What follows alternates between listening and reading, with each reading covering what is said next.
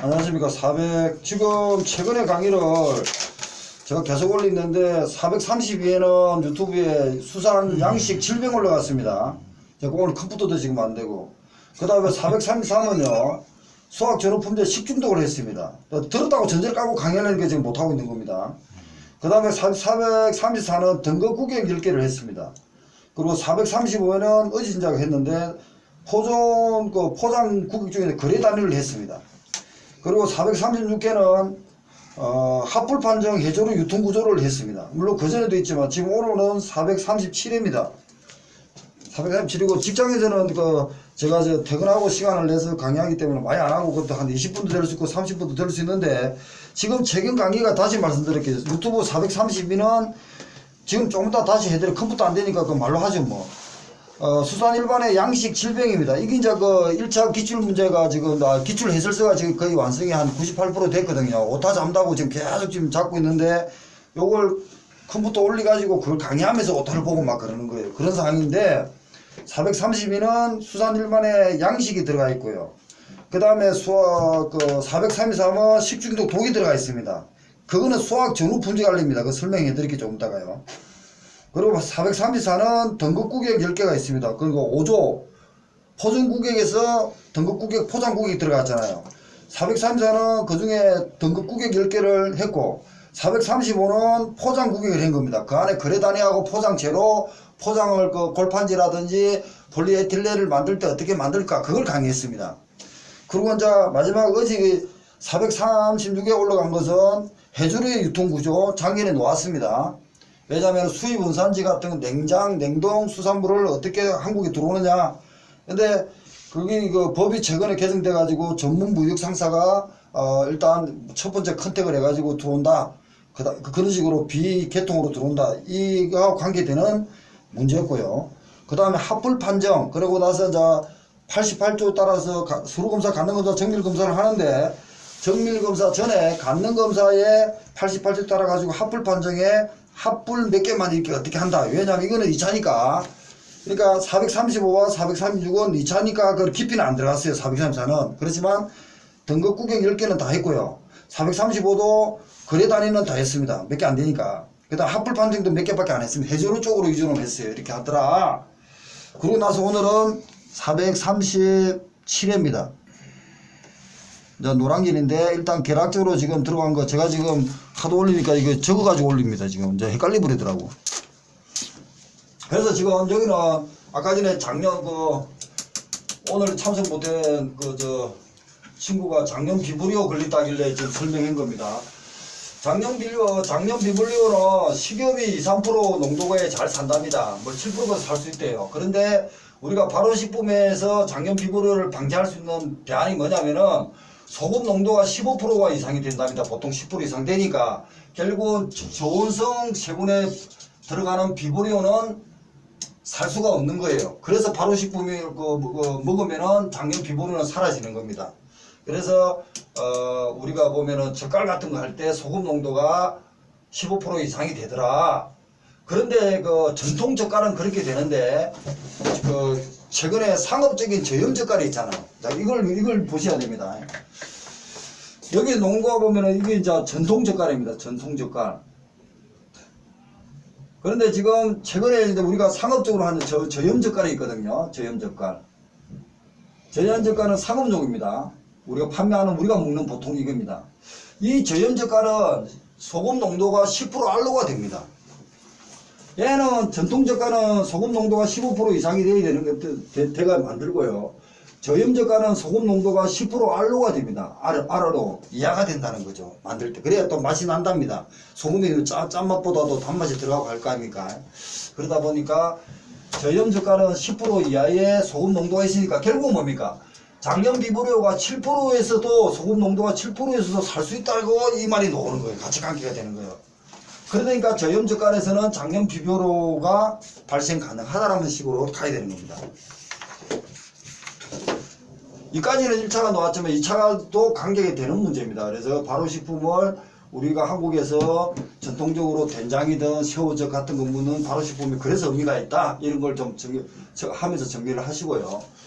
그 다음에 이제 이 이제 수산물의 수하고 품질 관리입니다. 생사가 되면 해당 작용, 사후 경직, 해경, 자기소와 부패 있는데 어체의 연하에 따라 가지고 자기소와 부패에 관계된다. 이게 이제 기출 문제가 있습니다. 저도 용어가 지금 바로 찾아보겠습니다.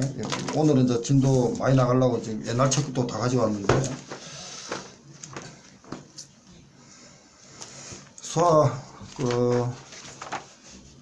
육질분해라는 용어를 썼습니다. 자, 기출 문제입니다. 자기소와 부패 차이는 육질분해란 말이 있습니다. 육질분해입니다. 책 1차 책 몇 페이지냐면요. 수하고 품질 관리 67분이니까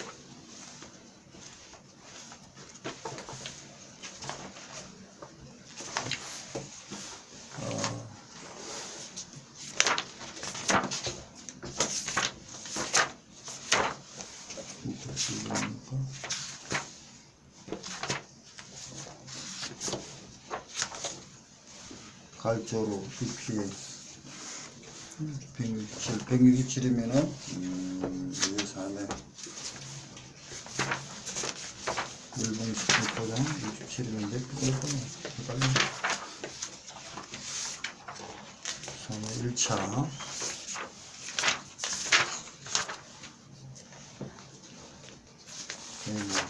이해된가 놓아줄 건데 여기 있네요. 417입니다. 417에 242페이지. 저는 작년 책하고 같이 하다 보니 깔리는데 417페이지입니다. 이해입니다. 이해. 그러니까 이해 때 보면은 염장품과 젓갈 가공 원리의 차이점은 육질분해입니다. 이거 암기를 해 두십시오. 교수들이 좋아하는 건 어느 연화는 모르면 저렇게 써야 되지만 육질분해가 자기소와 부패의 차이입니다. 지금은 2월 9일부터 한 달 정도는 법을 가지고 얘기를 했습니다. 그러자 조금 어느 정도 지나면은 그건 쌓이니까 괜찮고, 지금 앞으로는 수산 일반하고 수하고 품질 관리를 나가려고 지금 하고 있는 겁니다. 강의가 지금 계속 그쪽으로 가가 있잖아요. 그죠? 그래서 지금 이거 베이스가 안 되면 안 되는 겁니다. 그래서 강의를 지금 계속 찍어 올린 겁니다. 그래서 육질분해라는 겁니다. 그래서 여기도 이제 보면은 해설에도 가수분해가 해자가 빠졌습니다. 오타 하도 이제 어떤 한 보는 형님이 지금 오타가 있어가지고 제가 오타 찾는데, 이거는 지금 여도 오타가 있어. 오타는 제가 지금 다시 할 때 찾고 있는 중이고, 염장법에 설명해서 가수분해라는 말을 지금 해자가 빠지가 있습니다. 이게 오타가 밑에 해석에서 두 번째 줄도 그렇게 되어 있습니다. 그 다음에 이제 자기소와 부패가 차이가 육질분해라는 개념으로 교수들은 씁니다. 자, 여기까지 놓았고요. 자, 또 보겠습니다. 자, 이걸 일단 보고 느끼면서 하십시오. 해당 작용과 사후경직은 가장 문제는 뭐냐면은 바다에서 물에서 해수나 담수에서 나오고 나면은 신선도 유지하기 위해서는 온도입니다. 온도. 물론 먼 원거리에서는 냉동을 해버리지만, 동계를 해가 오지만 원거리라든지 가까운 데는 온도 해가지고 온도를 유지하는 겁니다. 그래서 쉐빙법이라든지 해가지고 얼음을 잘 깔고 들어옵니다. 신선하게 유지하기 위해서. 그럴 때가 신선도 측정을 하게 하는 것이 화학적, 생물학적 이런 등등 방법이 있는 겁니다. 갖는 검사도 여기서 다 하겠죠. 그러면서 화학적 방법 중에서 K값, VBN값 등등등 이렇게 놓아 있습니다. 행정고시는 다 10점짜리 이상을 기출문제 했지만 우리는 K값만 1차에서 놓았습니다. 2차에도 관계되는데 너무 깊이 들어서 교수가 안 되는지는 아직 몰라도 올해는 K값, VBN값 등등 해야 되고, 또 신선도 측정에서 세군 정도, 세군 검사도 있습니다. 그래서 세군 검사, 냄새 검사, 갖는 검사할 때 냄새 검사까지 하잖아요. 그럴 때 하는데 냄새치가 생길 때는 TMA입니다. 트리메탈 아민 옥시드가 있거든요. 아민 옥시드라 해가지고 그것도 역시 기출문제입니다. 여기서 그냥 1차에서 일단은 1, 2, 3, 4회 하면서 기본적인 개념만 계속 들어간 겁니다. 여기서 뭐 세분, 온도, 신선도 이런 개념을 여기서 계속 해줄 겁니다. 그 다음에 이제 해경하고 자기소와는 거의 차이가 없답니다. 교수들은. 그래서 해경은 풀리는 겁니다. 예, 왜냐면은 해당이 녹고 나면은 ATM 들어봤죠? APT와 APT가 사라질 때 글리코겐이 있기 때문에 활성화 됩니다. 그런데 죽어버리면은 젖산이 생성됩니다.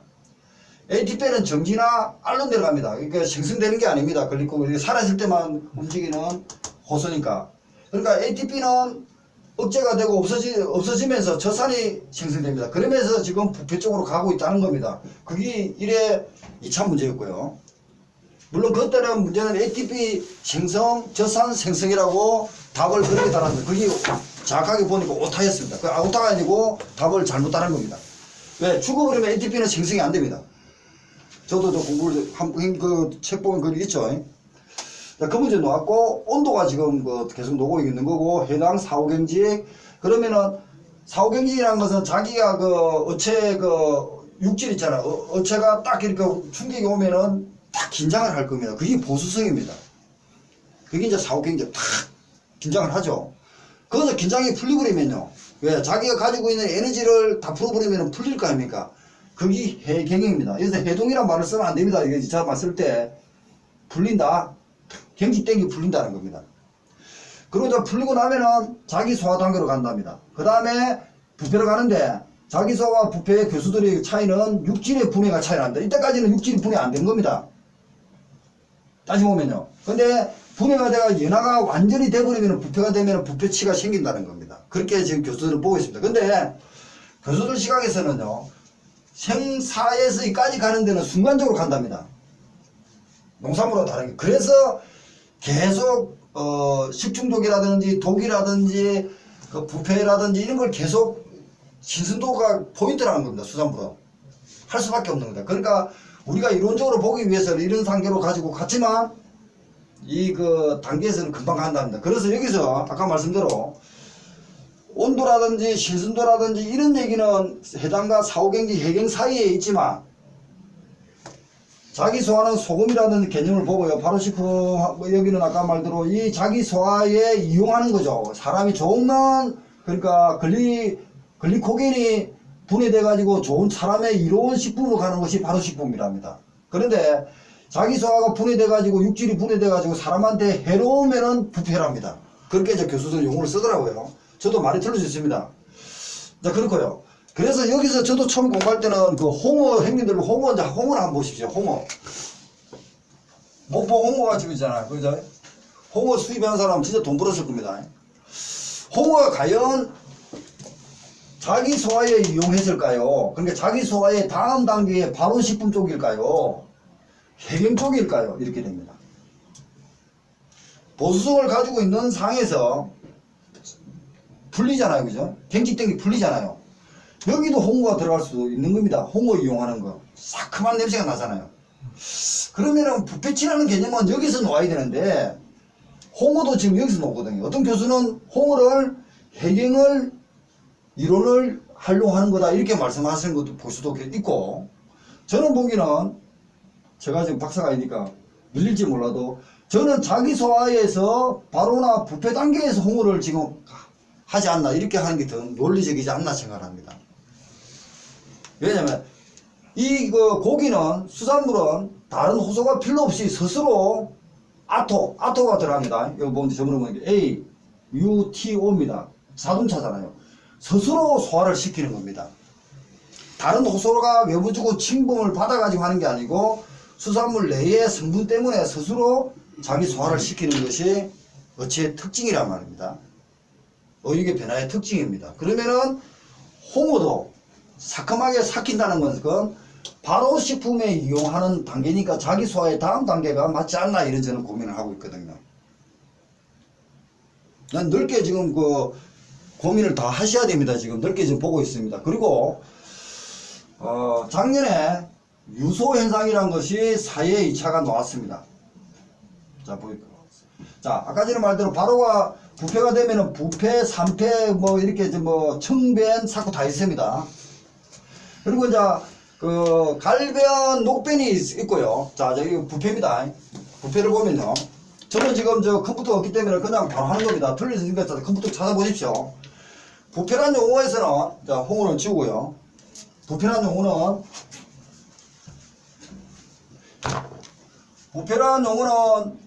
갈변이 있고요. 들어봤죠? 녹변이 있고요. 청변이 있고, 그동안 유소현상이 있고요. 그리고 나서, 어묵의 변폐가 있습니다. 어묵의 변폐 1, 2, 3이 있습니다. 이 정도로 정리를 하셔야 되겠습니다. 그리고 우리가 붉은 피 있잖아요. 붉은 피가 헤모글로빈이 있습니까? 뭐 있습니까? 우리 붉은 피 안에 그게 있습니다. 그것은 붉은 피가 붉은 색깔이 변화가 되면은 갈변 녹변 되는 것은 맞습니다. 보통 오류가 그렇답니다. 그런데 붉은 색깔이 없는 헤모글로빈이 아닌 헤모글로 뭐 하여튼 그 있는 각감류는 청변이 납니다. 붉은색이 아닙니다. 컴퓨터 어딘가 지금 그 원리 남고 있는데 저도 지금 일단 그 들으십시오. 저도 녹음 이거 안 들으면 안 됩니다. 저도. 그 다음에 유소현상입니다. 유소현상은 그 저 80선을 제가 보고 지금 2차 그걸 보고 해드릴게요. 작년 문제 나왔습니다. 그러니까 한계가 단순하게 이게 응용돼 가지고 다 논다고 생각하시면 됩니다. 203페이지인가 그럴 겁니다. 제가 볼게요.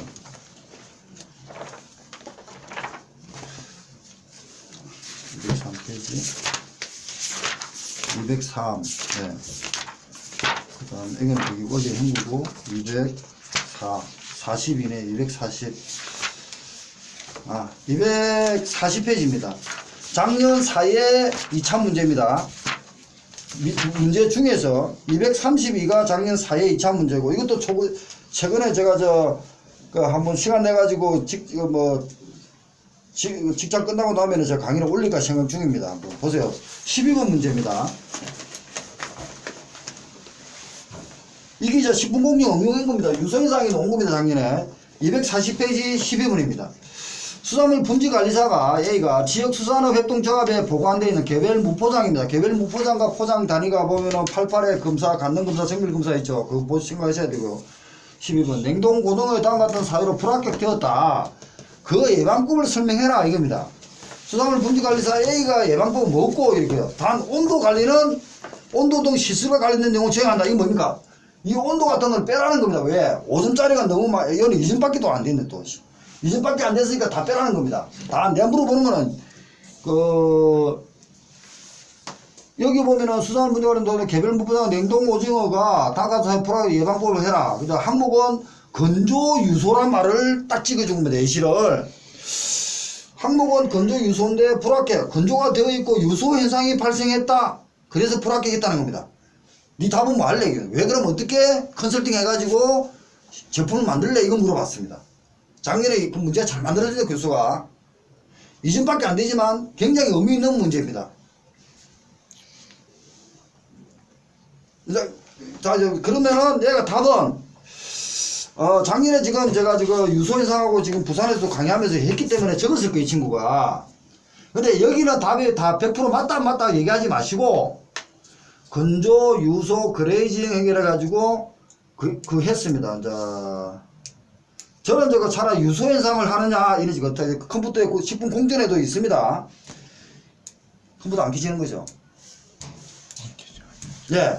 요걸 가지고 식품 공전에 작년에 시험 2차 전에 2달 전에 올린 게 반드시 봐라 그랬잖아요. 그 안에도 유소 현상이 있습니다. 유소란 말이 어떻게 현상이란 말까지 안 써도 교수들은 유소 현상이란 말을 썼지만 이걸 지금 구합니다. 그래서 이 친구는 건조, 유소, 그레이징 등등 했기 때문에 건조할 때도 제대로 하자. 그러고 나서 이런 유소 현상 같은 게 품질자 현상을 일어나면 안 되겠지.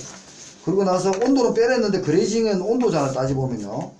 이런 게 있더라. 온도는 빼라. 왜냐? 온도를 제외한다 했으니까 제외를 하지만 적어놔도 상관없어요. 적을 게 없어 적어야죠. 그러니까 건조와 유소인데 정확하게 모르니까 이렇게 답을 적은 겁니다. 그래서 밑에 간평에는 유소현상을 언급해 주시기 바랍니다. 이렇게 하고 적었어요. 그냥 말았는데 고민을 해보셔야 됩니다. 어차피 2차는 답이 없는 겁니다. 작년 언급됐습니다. 자, 유소현상이 나왔고요. 다시 정리하기로 하고요. 식품 공전에도 언급되어 있고요.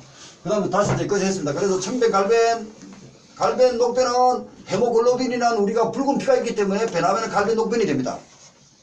그리고 청변은 각각류 같이 헤모글로빈이 없는 헤모글로신이가 될 겁니다. 그게 청변이 됩니다.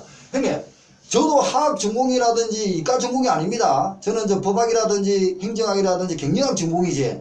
이런 용어를 안다는 것은 제가 책을 쓴 게 아니고 몇 수십 분 했기 때문에 이런 용어가 나오는 거예요. 맞든 안 맞든. 이렇게 입에서 나오지 않으면 시험장에서 못 듣습니다. 정확하게. 그래서 청변은 가까운 데서 생기고 유소현상이 있는데 여기서 흑변이 또 있습니다. 부패하고 같이 이렇게 놓은. 흑변은 뭐냐면요. 통조림 캔입니다. 통조림 캔에 대한 변폐할 때 흑변이 생깁니다. 그러니까 흑변도 기출이었죠. 이 차가. 갈변, 녹변도 기출이죠. 청변 아직 안 나왔지만요. 유소현상 기출했죠. 어묵은 지금 아직까지 언급한데 어묵에 이런 쫀득쫀득하고 뭐 또 하면서 변폐가 있습니다. 나중에 이제 어묵의 망상구조까지가 됐거든요. 작년 3회까지는 냉동수림에서 수세 고기를 씹는 이유 그리고 나서 당을 첨가하는 이유가 뭘까? 여기 나왔습니다. 여기까지 언급됐습니다. 자, 그러면 냉동수림 결국은 뭡니까? 우리가 수산물을 가공을 할 때는 부패를 방지한다는 게 핵심입니다.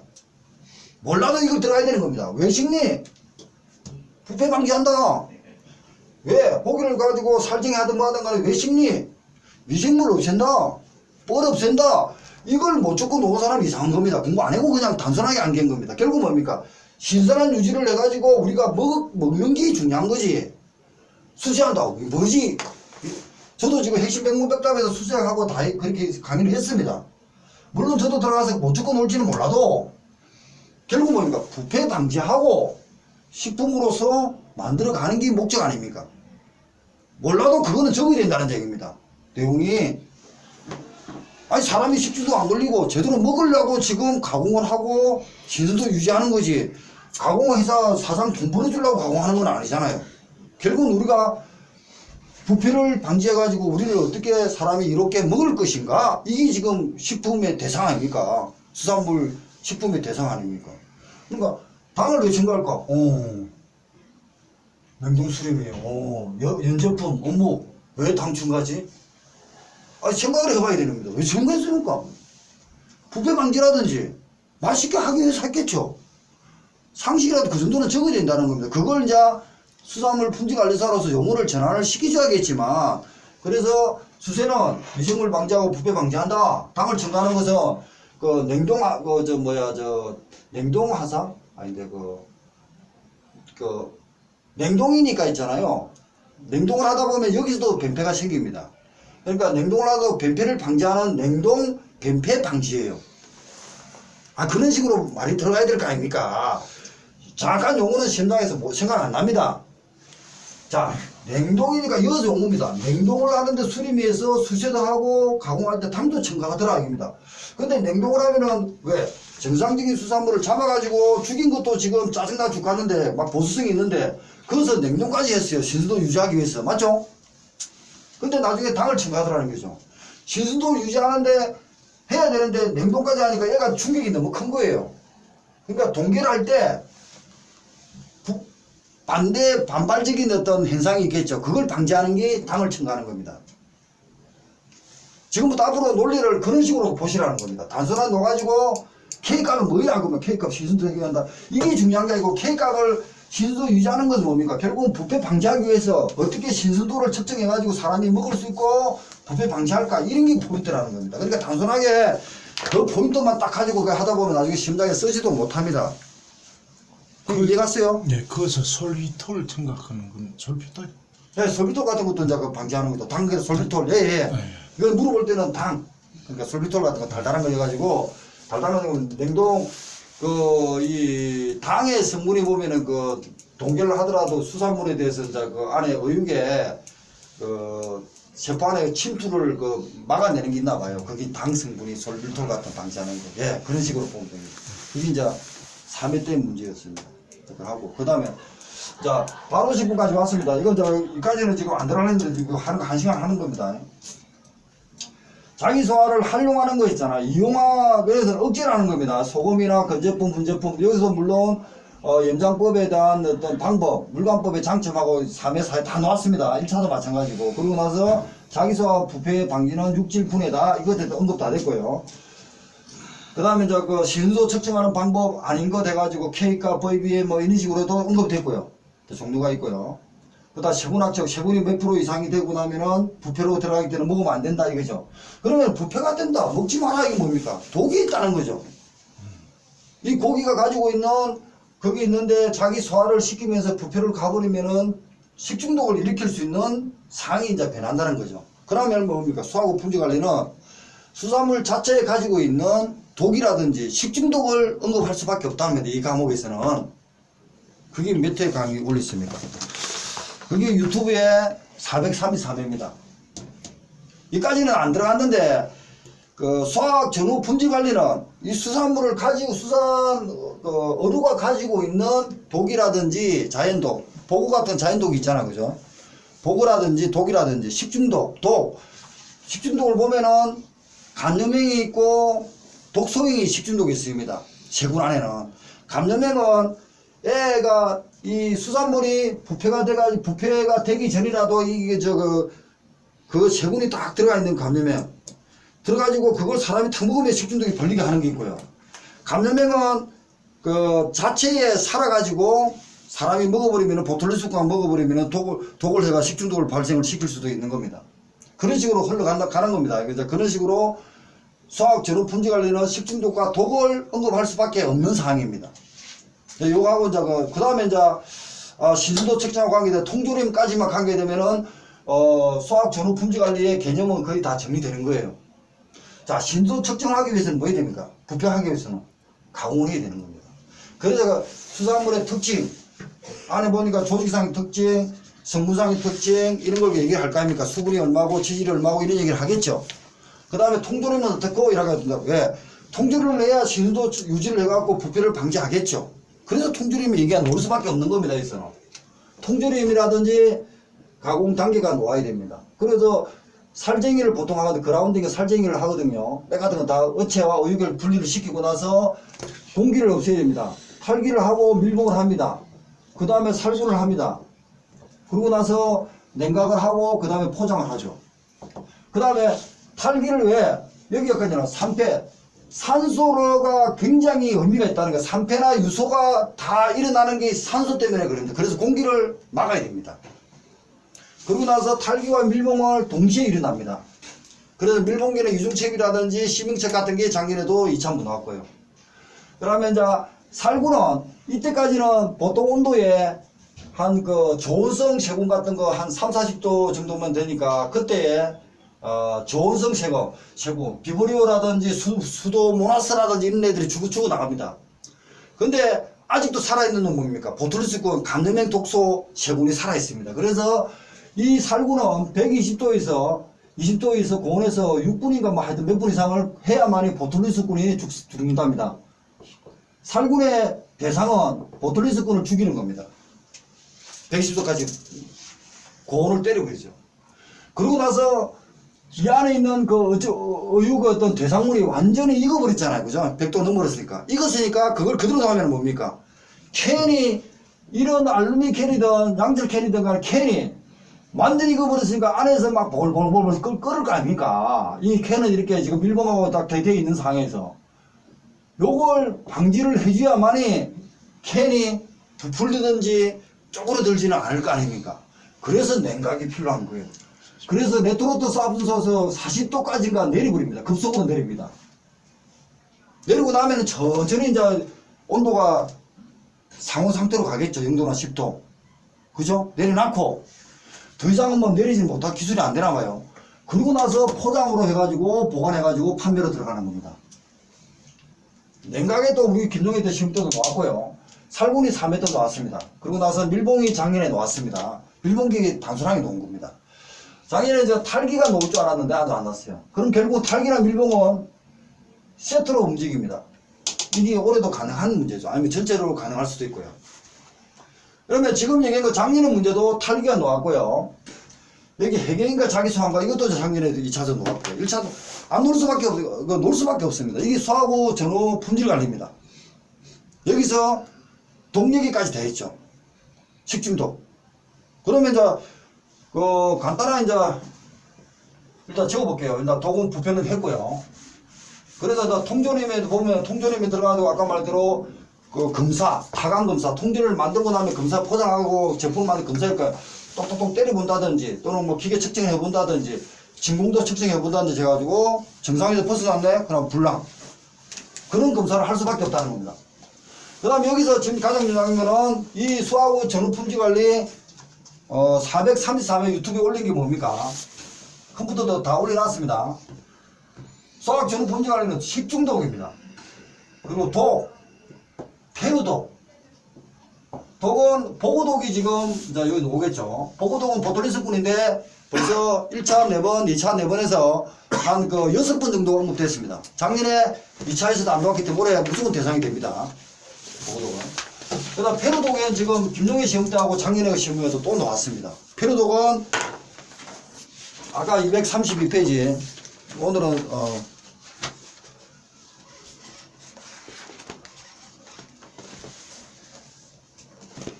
234, 32. 작년에도 지금 페루독이 나왔습니다. 나왔으니까 뭐. 지금 여기 이제 2분이가 남아가지고 제가 지금 시간 보고 지금 맞춰보는 겁니다. 페루독이 47. 일반 세군하고 넣었고 멋진 거하고 여기 있네요. 249페이지입니다. 마비성 폐독하고 여기 놓았습니다. 마비성 폐독, 페루독인가 여기 놓았거든요.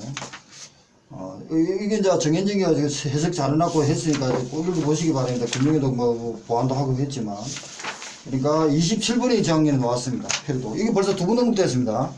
자, 이래가지고 기준치가 있는데 기준치에 벗어나가지고 불합격 받았다. 이러한 수수산물 품질 관련해서는 어떻게 컨설팅 할래? 이 내용입니다. 27번이. 일단 넘어가시고요. 자, 그 다음에 식중독 원정은요. 좋은성 세균이 있고 뭐 이렇게 세균이 있고요. 곰팡이가 있고 바이러스가 있고 뭐 이런 식으로 합니다. 그리고 나서 감염형이 있고요. 감염형. 그 다음에 독소액이 있습니다. 감염형은 얘 자체가 다른 어체에 어육에 들어가갖고 썩어 있는 겁니다. 썩어 있어요. 그러니까 이 어체 자체가 썩은 걸 먹으면 우리가 식중독 걸리는 거고, 독소액은 고기는 안 썩었어요. 고기는 안 썩었는데 이 고기 안에 얘가 딱 살아가 있는 거예요. 바로 지 혼자 살고 있는 거예요. 근데 우리가 그걸 모르고 탁 먹으면은 보톨리스군이 몸에 들어간다든지 포도사상군이 들어가면은 식중독 걸린다는 겁니다. 독소형과 감염형과 독소형으로 구분하고, 이게 지금 수하고 전후 품질 관리가 내용이 끝난 겁니다. 일단 컴퓨터상 유튜브니까 일단 끊고요.